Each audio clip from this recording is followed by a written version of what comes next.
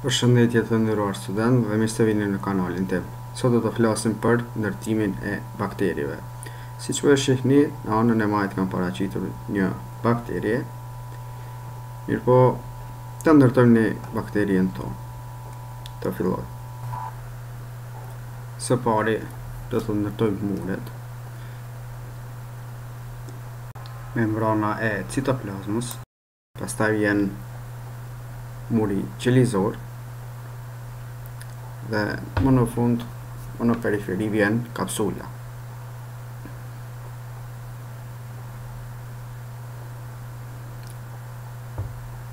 Bakteriet kanë gjithashtu dhe flagelle dhe disa zgjatime tjera që ndryshe quhen si pile. Bakteria ka një ndërtim mjaft të përbërë. Plazmidi dhe tani duhet ta vizatojmë atë në kromozomale, që është në formë rrethore.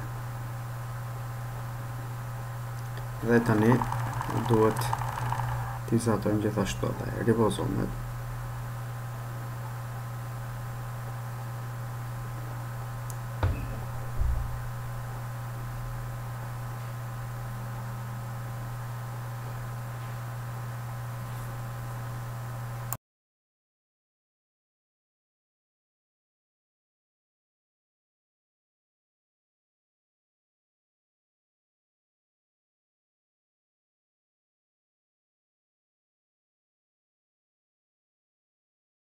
Tani pasi që ndërtuam bakterien, le të cekim se bakteria është ndërtuar nga membrana citoplazmatike, e cila paraqet membranën fillestare, pastaj është ndërtuar nga muri qelizor, e cila paraqet membranën e dytë dhe kapsula, e cila paraqet membranën e tretë. Disa bakterie kanë kapsula, mirëpo disa bakterie nuk e kanë këtë kapsulë. Cili është roli i kapsulës? Kapsula, përveç që përmban antigjen, ajo gjithashtu e mbron nga fagocitet, pasi që nuk e lejon që fagociti të ngjitet për në bakterie. Muri qelizor i jep formë bakteries dhe ka një ndërtim më të përbërë dhe është ndërtuar nga disa aminoacide, siç po e shihni këtu, NAG dhe NAM. NAG qëndron për N-acetil glutamin dhe NAM qëndron për N-acetil muramin. Secili zinxhir ndërmjet vete është i lidhur nëpërmjet disa aminoacideve, të cilët janë të lidhura me ndihmën e lidhjeve peptide. Do thënë kjo këtu është lidhja peptide.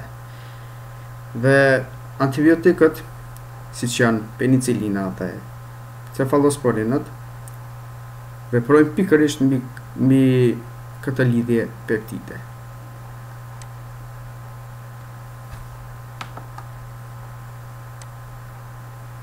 Do thënë këtu. Ndryshe këtë antibiotik njihet si beta-laktam. Muri qelizor është ai i cili e bën dallimin ndërmjet bakterieve, gram negative dhe gram pozitive. Bakteriet gram pozitive kanë domethënë kësaj muri qelizor, që është mjaft i dendur dhe mjaft i trash, ndërsa bakteriet gram negative kanë mur qelizor më të hollë.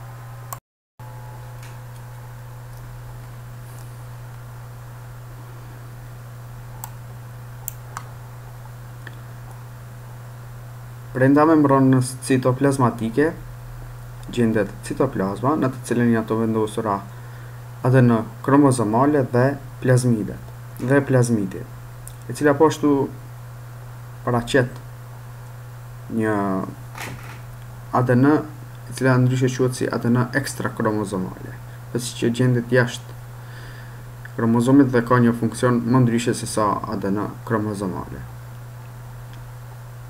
Ndërmjet membranës citoplazmatike dhe murit qelizor gjendet hapësira periplazmatike. Në këtë hapësirë janë të vendosura enzime, si për shembull enzimi beta-laktamaza, i cili enzim vepron kundër beta-laktamave. Gjithsesi, nëse ne i japim pacientit penicilin, atëherë këto enzime do t'i degradojnë penicillinën dhe cefalosporinën dhe kështu do ta mbrojnë veten nga veprimi i këtyre antibiotikave.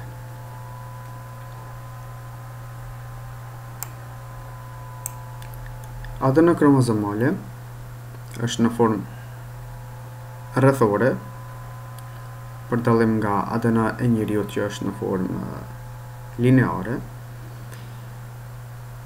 Dhe kjo ADN shërben për të prodhuar proteina të ndryshme dhe enzime të ndryshme që i ndihmojnë bakteries për të jetuar.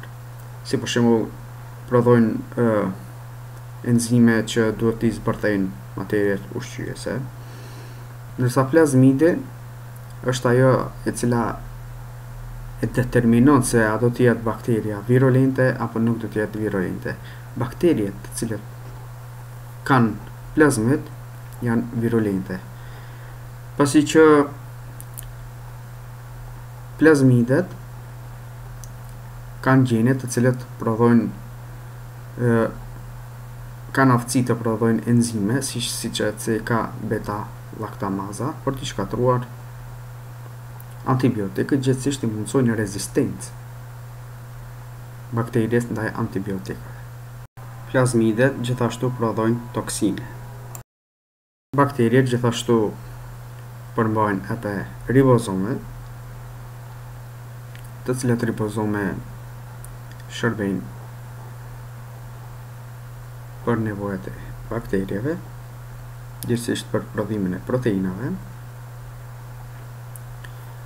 Vjen të cekim për praninë e flagjeleve. Flagjelet për çka ndihmojnë? Ndihmojnë për të lëvizur bakteria, ndërsa pilet, këto zgjatimet tjera që janë më të shkurta se flagjelet, i ndihmojnë bakteries që të ngjitet për në qeliza. Këtë funksion ka. Tani t'i shohim disa forma të bakterieve.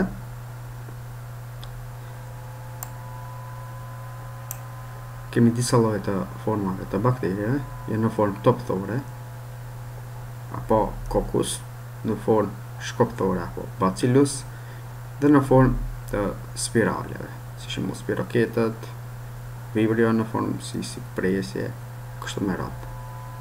Tani le të flasim se si veprojnë antibiotikët ndaj bakterieve. Gjithsesi ku ndikojnë? Kemi disa lloje të antibiotikave. Antibiotik të cilët janë inhibitor të murit qelizor, kundër to përmendet penicillina, cefalosporinat dhe glikopeptidet. Siç po e thot vetë emri, inhibitor të murit qelizor, do të thonë këto antibiotik veprojnë mbi murin qelizor dhe e inhibojnë ndërtimin e saj, dhe kështu bakteria merr fund. Pastaj kemi inhibitor të sintezës së acideve nukleike, gjithsesi RNA dhe ADN. Te këto antibiotik përmenden kinolonet dhe sulfonamidet. Do thonë këto antibiotik ndikojnë këto. Pastaj kemi inhibitor të sintezës së proteinave, kundër to përmenden aminoglikozidet, tetraciklinët, makrolidet dhe linkozamin. Këto antibiotik veprojnë mbi ribozomet dhe kështu inhibojnë sintetizimin e proteinave. Dhe kemi inhibitor të membranës citoplazmatike, ku ndërto përmenden polimiksin B dhe kolistin. Do të thonë këto veprojnë këtu. Kjo është mënyra se si veprojnë antibiotikët mbi bakterje. Lenë të cekim se antibiotikët ndajnë në bakteriostatik, të cilët e inhibojnë rritjen dhe shumimin e bakterjeve, dhe baktericid, antibiotik të cilët i vrasin bakterjet. Të nderuar, ju falenderit dhe mirëmbëjtje.